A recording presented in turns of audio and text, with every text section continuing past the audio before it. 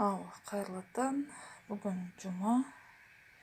Кеше мен үлгерген жоқпын бейсенбі күні, бірақ бізде қазақта, ұлтымызда жетшілік міндетті түрде бейсенбіде пісіреді деген ондай заңдылық жоқ. Тек қайтқан үйде 40-на дейін сол бейсенбілікте пісіріп отырады. Қалған өмірде, қалған күндері жылы 3 жыл шек өткеннен кейін қай күні аруаққа еш шығарамын, қай уақытта, қай күні жетшілік созам десеңіз, өз еркіңізден. Мен енді жұрттар сияқты айран, сүт, майонез, маргарин, жаңағыдай ондай жұмыртқа ештеме ондай не алмаймын. Табаға кішкене су алдым, тұз саламыз.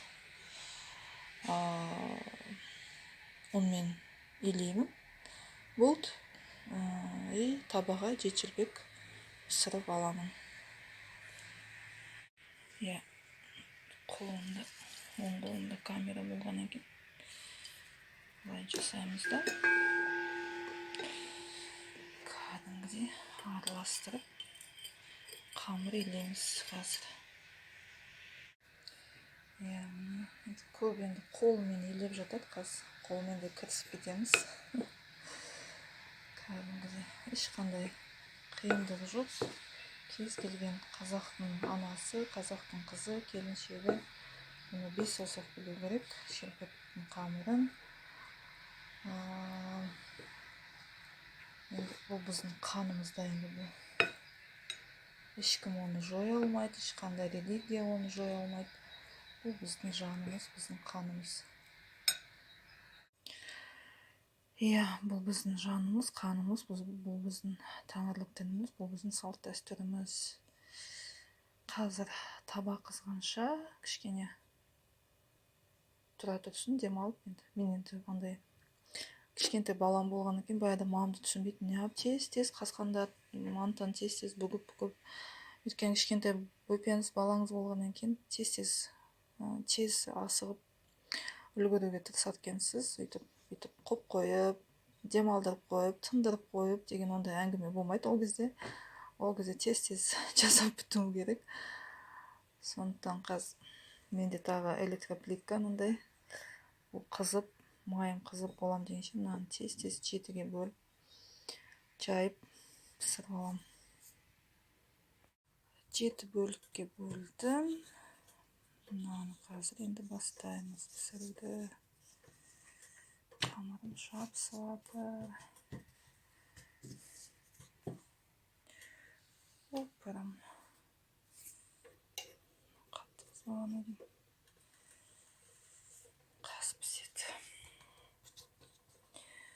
Бізде енді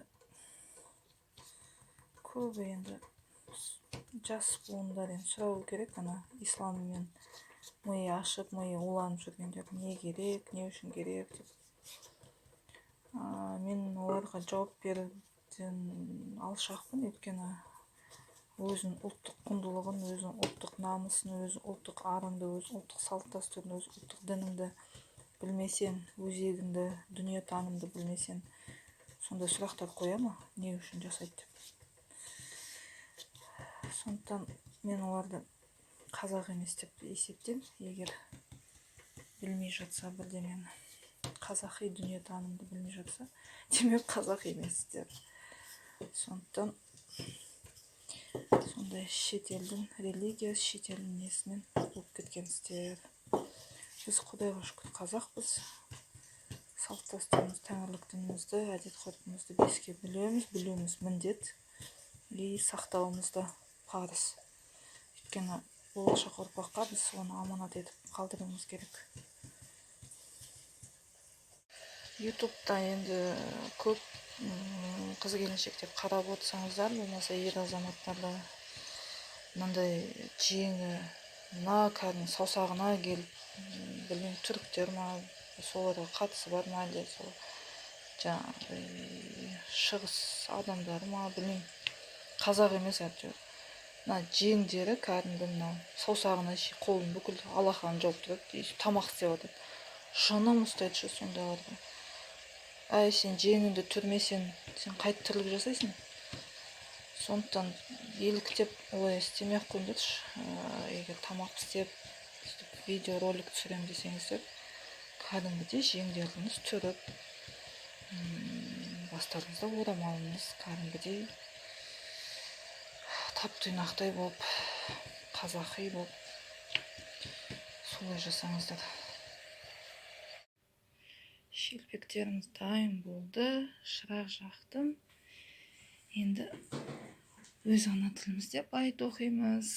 Ол қасиетке оранған атауы бар уағы. Жебеп жасқа қорғап қорша, бәле жаладан, жаманшылықтан, ауру кеселдерден сақта. Ол қасиетке оранған атауы бар уағы. Кейде алдыңнан, кейде соңынан келген ұрпақпыз. Ал бүгін таңда орынды басатын ұрпақпыз. Маңдайымызға жақсы күн туса, артыр, жаман күн туса, кеміт. Сен бізді жараттың, біз сенен тараймыз. Ұрпағымыз жалғастырамыз.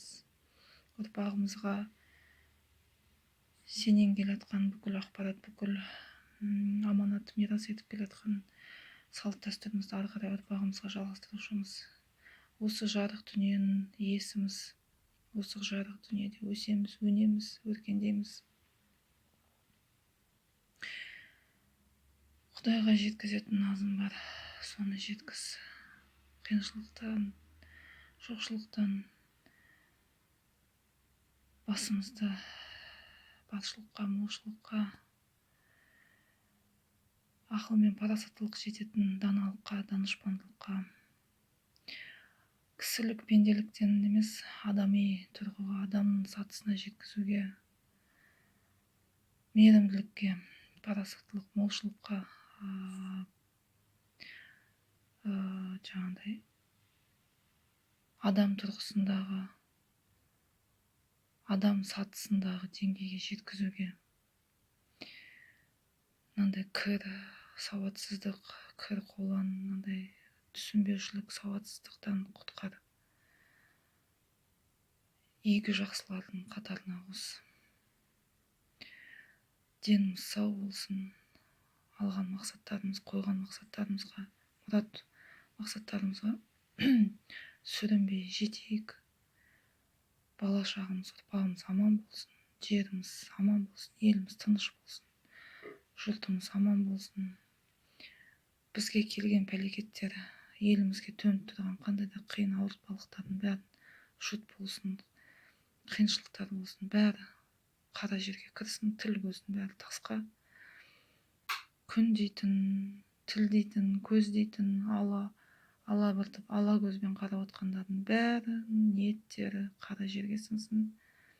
Бізге тек Құдайдың тәңір жарылқап, Құдайдың оң көзі түсіп, бізге қалап, бізге осы жарық дүниені қалай аманат етті, бізге осы жарық дүниені қалай бізге сыйға тартты, өмірімізді барынша мейлінше өмір сүруге, бізге күш қуат бере гөр, бізге әрмен қарай жүруге, тыныс тіршілігімізге деген, бізге сенім, үмітімізді арттыра гөр. О қасиетке малынған атауы бар уағы. Осы күнге жеткізгендеріне мың шүкір, мың тәубе. Сендердің бар болғандарына шүкір, алғыс білдірем. Осылай адам болып, екі аяқты, екі бас, жұмыр басты, миымда өрем, санам жұмыс деп, сол арқылы нәпақам тауып, сол арқылы қиын сәттерден сүрінбей шығып келатқаныма, небір қиын мәселелерден ақылмен шешіп келатқанды сендерге үлкен алғыс білдірем. Ата-бабам аруақ жатқан жері жарылып, топырақтары торқай, жандары жай тапсын, аруақтары жебеп жасқасын. Оларды да бізді осылай жарық дүниеге жеткізген үшін үлкен алғыс білдірем. Анашым, әкешім, тәтелерім, ағаларым, көкелерім, аталарым, апаларым, нағашыларым, төл нағашыларым, нағашыларым, түп нағашыларым, өзім жұртым, барған жағымда да жатқан жерлеріңіз жарық, топырақтарыңыз торқа, жандарыңыз жай тапсын. Аруақтарыңыз естеріңіздемін, әрдайым есіме түсіріп отырамын, ұмытпаймын, жақсы көремін сіздерді, сыйлаймын. Сіздермен бірге сіргелі салтанат. О қасиетке оранған атауы бар уақ.